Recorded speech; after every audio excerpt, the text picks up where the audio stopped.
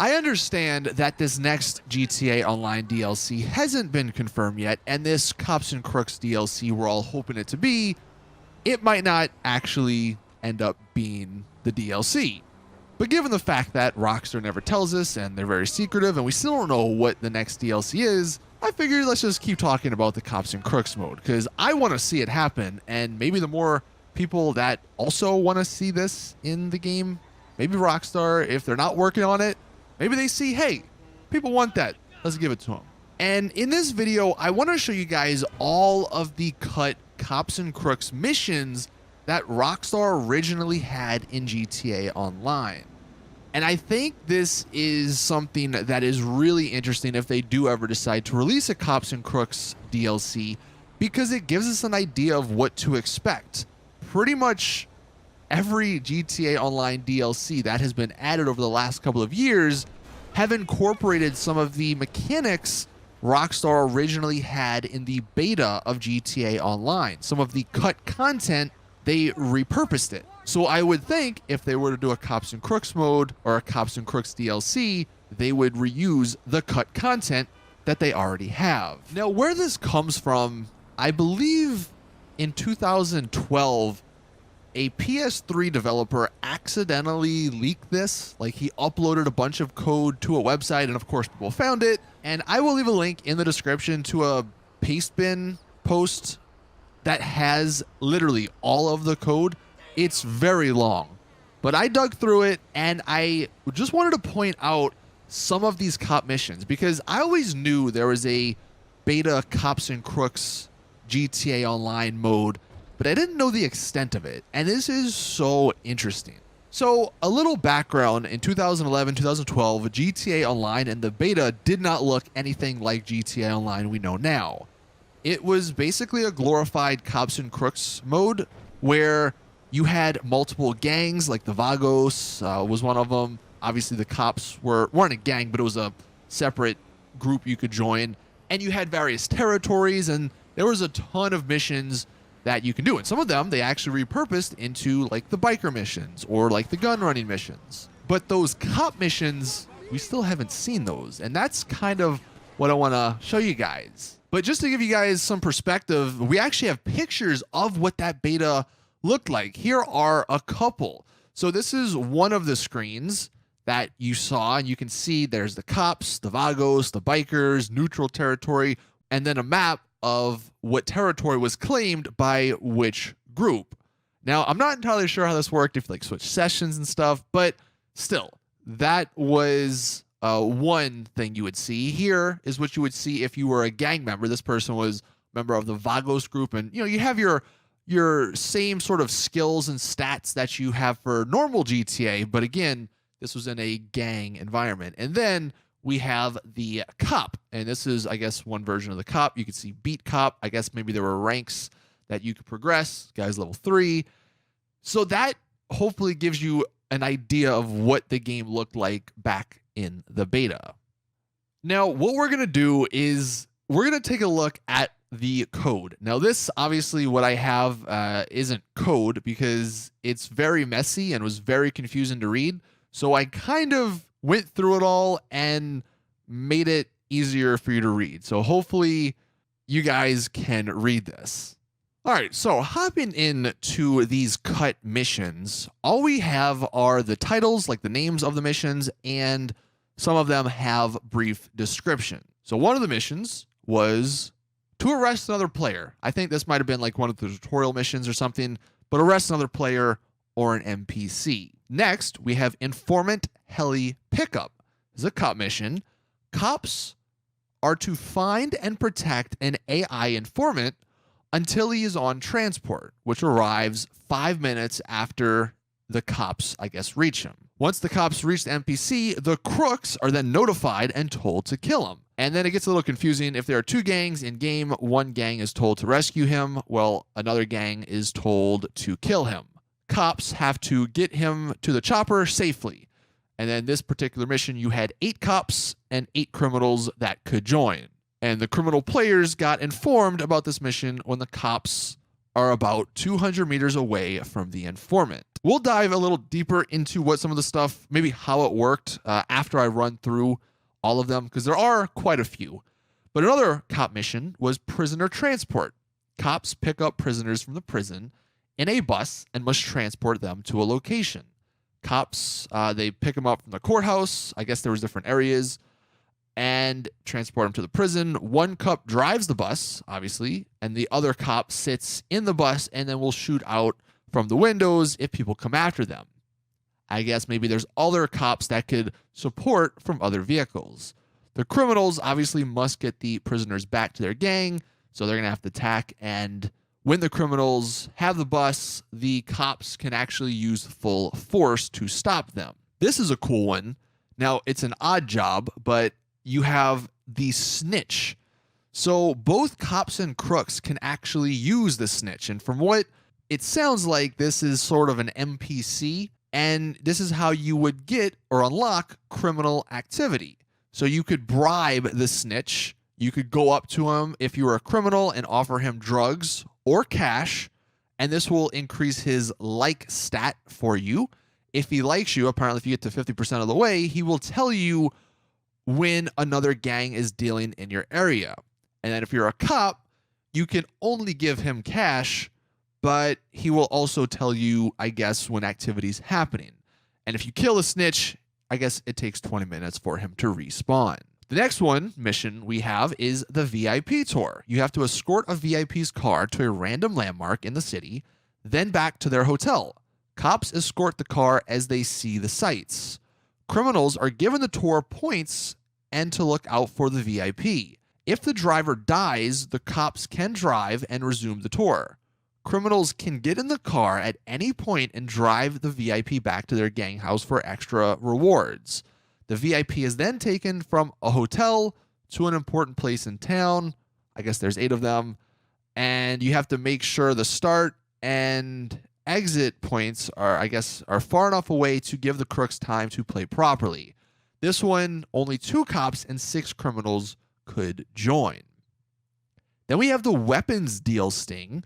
You, as a cop, would carry out a sting on a hostage exchange. You would recover the hostage and take him to the police station. The instance will be the ball is handing over a person to some business guys for cash. There are 2 valuables in the mission, a case of cash and a hostage. The crooks mainly want the cash, but may take money from the hostage too. The cops obviously want the hostage alive, and the cops are informed before the deal takes place, and they're told to get into a position. I guess you have 2 snipers and 2 outside people in cars where they can see. Once in position, the gang and business guys turn up. See scene of swap and action kicks off. Crooks are told about the deal when cops are in position, and the deal only takes place when the crooks are within 200 meters. So a little confusing there. Again, these were like notes from people, so not the greatest grammar.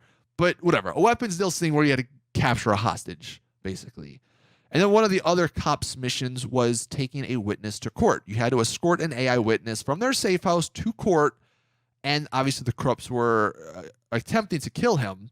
And this one, towards the end here, it says 4 cops join with 16 criminals. They can join the mission. Now, some of the other odd jobs that you had as a cop, I guess these are maybe like the VIP work type jobs. So you get assigned to patrol an area, and you get XP for patrolling that area correctly, which I think is kind of a cool, just change of pace type of mission. You have a delivery job where you're told to go get items and take them to the station. So pretty simple. Then you have a tow truck job, which I know the tow truck is actually broken in GTA Online. That's probably why we don't see it anymore. But cops in this particular mission use tow trucks to tow illegal vehicles. So you would get in a tow truck. Once you're in it, then a car would spawn on the map, and then you would take it to the impound. So kind of a decent style mission. Some of the features that were of note in this particular leak way back when, there was an arresting system, which makes sense. There was a police loud hailer, so you could actually use this to speak to all players in the game. That is actually really cool. Now, I already know people are going to think, like, the first thing I thought of is, man, that would get abused if that was in the game now. But that actually sounds really cool. You also had a surveillance chopper as a cop. Bunch of cop awards, apparently. There was a cop armory. So in the cop station, this was where you would replenish ammo, pick up new unlocked weapons. Basically, this would be your property, your safe house.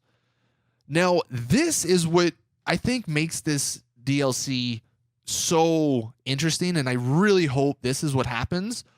Because up until now, you're probably thinking, well, what's the difference between cops and just playing the game normally? The cops are just going to kill everyone, all the criminals. But that's not how it originally was, because there was this bad stat.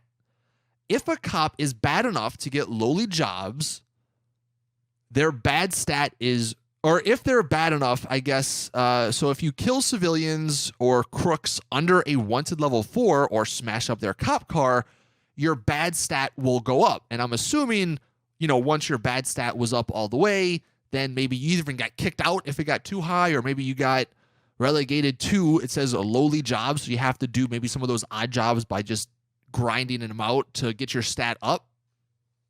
I'm sure this was maybe like the mental level where it's like the red dot. If you kill a lot of people, your icon turns red, where if you don't, it's just white. I'm sure it was similar to that, but this is what made it so interesting. So you actually had to follow the law. You couldn't just drive crazily, because if your cop car got smashed, well, your stat's going to go up. If you killed people by running them over, your stat's going to go up. If the crooks didn't have a wanted level 4 and you killed them, your stat would go up. So this actively encouraged you to arrest players, which I just think is such a cool idea. Some of the other features, though, you have a locker room, which could change your outfit, obviously. You had a partner mode. They didn't really go into detail on that one, though. You had cop scanning. This could probably be for NPC stuff, but it could also, I guess, maybe be for players. You could scan the license plates for stolen vehicles. Cop territories, I guess, I don't think that would be in the game now because we don't have territories.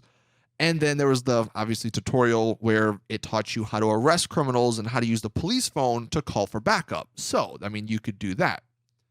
That was most of the cop stuff. There are some other interesting criminal stuff that the cops were involved in. So you had some assassination missions, and this one actually says 0 cops were involved. So maybe that one's not a good example. But I guess the criminals had some assassination missions just to give you an idea of like what this original concept was. And there was another one at the Army Tower. You had a takeover of the airport where it was like a 4v4. You had an attack boat where the criminals would take a dinghy and they would use it at night. They would use it to sneak up on a boat. So kind of like some of the missions, honestly, we have for some of the businesses where you have to take the dinghy to go out in the water. And the cops, now this is cool, they would respond to this particular mission in helicopters. And because it takes place at night, the cops would have to use their spotlights to locate the crooks in the water. And this one, it says, is an arrest mission. So that's something that I think is pretty cool. They had specific missions, like, because them on the water, they're not doing anything too bad, so they would just be arrested. But like, there's that bad stat. If you just went all balls to the wall and killed them, you wouldn't be a cop for very long. Then we have blow up the strip club, which is just interesting. I don't know how that would have worked. You have one where you have to meet, I guess, a criminal boss. And I'm not going to read the full description of some of these because, I mean, the title pretty much, you meet a boss and then I guess this one, maybe the cops come after you or something. You have to blow up a car as a criminal for this one. And the cops, I think, maybe the snitch, this is where the snitch comes into play because the snitch would tell the cops if their level's high enough. So then the cops would go and probably stop the car from being blown up, which is cool. They did have heists originally back then. One of them was where the criminals robbed the rural bank, probably up in Plato, with the ballistic armor. So that's cool. And what's very interesting here is that I'm assuming these took place like maybe in a free mode where 16 other cops could join. So I guess instead of NPCs stopping the criminals, you had to rely on the actual player-controlled cops, which is kind of crazy. And then you had some other ones. So dispose the vehicle, I guess something similar. And if you're a cop, once the criminal is spotted, you can go and arrest them. This is interesting. They had a drop-off hooker option. Don't know if we'd see that in today's day and age. But then again, I don't know if we're going to see a cops DLC in today's day and age. You had another sort of heist mission. This one sounded kind of cool. Farmhouse raid, where the criminals have to actually hold the farmhouse until a fourth member of their team arrives with a vehicle. The cops are having to, like, I guess, kill the people inside. And then once that fourth person comes, they can try and escape. But that sounds kind of cool. You had some more heist missions, FIB grab and then FIB heist. I think we have something similar to that in some of the heists. But you're breaking basically into the FIB office and doing a bunch of stuff. They had import and export, which is kind of cool. This is what it originally was, I think. Just a generic get car. Well, actually, there's two. So that was that one where the criminals would pick up a car and then the cops are invited to join and take the car back. But there was this one, actual import and export. And it says, originally, you took them to your garage and used the UV light to show off the list on the wall of your garage, which is kind of neat. The one we skipped over here, hostage steal. So players would have to recover a hostage being transferred. So the cops will intervene once, I guess, the hostage is available. And then they did have the ornate bank heist, which, again, was very interesting. The fact that 16 player-controlled cops had to stop the 4 criminals. So there was more, but these were the main ones that I just thought were very interesting. And as far as like how these worked, it's very confusing because we don't know exactly how this beta went. If it was like literally just an open lobby, because some of these do say 4 cops can join, but no criminals can join the mission. So is this like a separate thing like missions exist now where you have to go into a separate lobby?